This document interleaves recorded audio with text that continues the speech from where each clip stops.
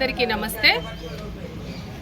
రాష్ట్ర అధ్యక్షురాలు శ్రీమతి దగ్గుపాటి పురంధరేశ్వరి గారి ఆదేశాల మేరకు, అలాగే జిల్లా అధ్యక్షులు నీలగంట గారి ఆదేశాల మేరకు ఇవాళ ఎమ్మిగనూరు నియోజకవర్గంలో మురహర్ రెడ్డి గారి ఆధ్వర్యంలో ఈ ధర్నా నిర్వహించడం జరిగింది.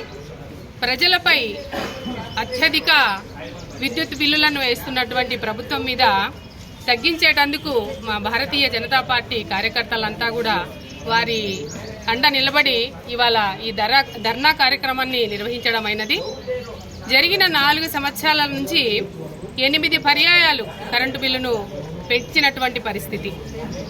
అలాగే 1,000 రూపాయలు వచ్చేటటువంటి కరెంటు బిల్లు ఇవాళ 3 అంతలు పెరిగినటువంటి పరిస్థితికి గాను 3 నుంచి 4,000 బిల్లు కట్టాల్సిన పరిస్థితి. ఒకటే మీటరు 2 రకాలుగా ఒకటే రకమైనటువంటి మీటర్లు ఇద్దరు తీసుకున్నచో అక్కడ ఒక్కొక్క మీటరు ఒక రకమైనటువంటి బిల్లును వస్తున్న విధానానికి ప్రజలు చాలా ఇబ్బంది పడతా ఉన్నారు. అలాగే ఇప్పుడు ప్రకృతి నష్టపడుతున్నటువంటి ఈ మిర్జాన్ తుఫాన్ ఒకటైతే ప్రభుత్వము దీనికి వ్యతిరేకంగా వారికి ఉన్నటువంటి ఇలాంటి బిల్లులు పెంచే విషయంలో కూడా రైతులకి చాలా నష్టం చేకూరుస్తుంది. అట్లాగే ఇవాళ 1,500 కిలోమీటర్ల విద్యుత్ కేంద్రాల దగ్గర బొగ్గు గనులు 17 రోజులు బొగ్గు నిల్వ ఉండాల్సిన పరిస్థితి. అట్లాగే 1,500 కిలోమీటర్లకు పైన ఉన్నటువంటి బొగ్గు కేంద్రాల దగ్గర 27 రోజులు బొగ్గు నిధులు ఉండాలి, బొగ్గు నిల్వలు ఉండాలి. కానీ ఇప్పుడు మన ప్రభుత్వం ఏం చేస్తా ఉంది, 2 రోజులు 3 రోజులు నిల్వలు మాత్రమే ఉంటున్నాయి. వీటి కారణం వల్ల ఏమవుతుందంటే విద్యుత్తు ఉత్పాదన చేసుకోవడానికి చాలా నష్టపోతున్నాం.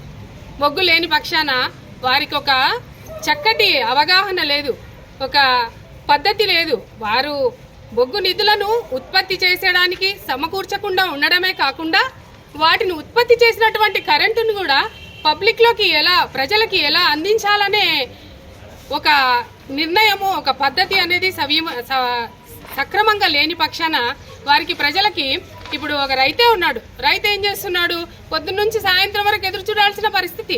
ఎప్పుడు వస్తుంది కరెంటు, ఎప్పుడు ఉంటుంది, ఎంతసేపు ఉంటుంది అనే అదే ఒక టైమింగ్ సెన్స్ కూడా లేకుండా ఉన్నటువంటి పరిస్థితి. దాని నుంచి ఎంత సమయం రైతులు వేస్ట్ అవుతుంది. అట్లాగే మన రాష్ట్రంలో విద్యుత్ ఉత్పాదన కొరకు ఎటువంటి పరిస్థితి ఉండాలి, విద్యుత్ ఉత్పాదన కొరకు మనం ఒక మంచి అవకాశాన్ని అది డెవలప్ చేసుకోవడానికి ఒక కొత్త ఉపాధి ఏమైతే ఉందా, లేకుంటే ఒక కొత్త పద్ధతి ఏమన్నా ఉందా, దాన్ని ఏ విధంగా మనము ఎక్కువ చేయాలి, ఉత్పత్తి విధానంలో ఒక సరి అయిన నిర్ణయం లేదు, దాన్ని సప్లై చేసే విధానంలో ఒక మంచి పద్ధతి లేదు.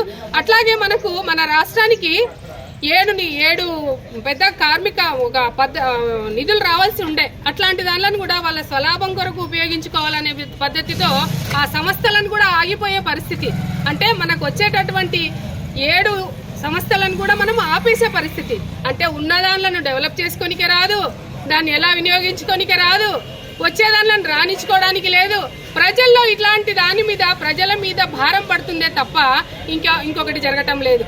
ఈ నవరత్నాలను అంటూ ఉచితంగా ప్రజలకు ఇచ్చే కంటే, వారి మీద భారాన్ని మోపే కంటే, ఆ ఉచితంగా వచ్చేటివి ఎక్కడి నుంచి వస్తున్నాయి, ఆ ఉచితం వచ్చినటువంటి ఆ డబ్బు ఎక్కడి నుంచి వస్తుంది, ఆ నిధులు ఏ నిధులున్నా ఒక నిధులను వారికి భర్తీ చేసుకోవాల్సిన పరిస్థితి ఏర్పడుతుంది.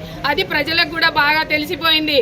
ఆ నిధులు మనకు ఎప్పుడైతే ఉచితం ఏదైతే వస్తుందో ఆ ఉచితం కొరకు మన మీద భారం ఎక్కడో దగ్గర వేస్తారు గవర్నమెంట్. కాబట్టి మాకు ఈ ఉచితాలు వద్దు, మాకు రోజు సంపాదన కొరకు ఏదైనా ఒక చిన్న ఉపాధి అవకాశాన్ని కల్పిస్తే చాలు, మా ఇంటి ఇల్లాది పాది ఏదో ఒక ఉద్యోగం ఉంటే చాలు, నెలకు ఒక 5,000 నుంచి 10,000 వరకు మాకు ఉపాధి ఉండేటటువంటి అవకాశాలు కల్పించండి మహానుభావ అని చెప్పి ప్రజలే వారు కోరుకుంటున్నారు, ఉచితాలు మాకు వద్దు అంటూ. అలాగే ఇప్పుడు మన సెంట్రల్ గవర్నమెంట్ పిఎం గారిని ప్రపంచ దేశాలే అతన్ని మెచ్చుకుంటున్నారు. ఆయన చేసినటువంటి పథకాలు ఏమైతే ఉంది, ఇప్పుడు జరుగుతున్నటువంటి ఈ మన రాష్ట్రంలో అన్ని రాష్ట్రాల్లో డెవలప్మెంట్స్ ఏ విధంగా ఉన్నాయో మొత్తము అన్ని రాష్ట్రాల వాళ్ళు, అన్ని దేశాల వాళ్ళు అతన్ని మెచ్చుకున్న పరిస్థితి. అదేవిధంగా వికసిత్ భారత్ అనే పేరు మీద మరిన్ని వీడియోస్ కోసం ఛానల్ ని సబ్స్క్రైబ్ చేయండి, లేటెస్ట్ అప్డేట్స్ కోసం వాట్సాప్ ఛానల్ ని ఫాలో చేయండి, అండ్ లింక్ డిస్క్రిప్షన్ లో ఉంది.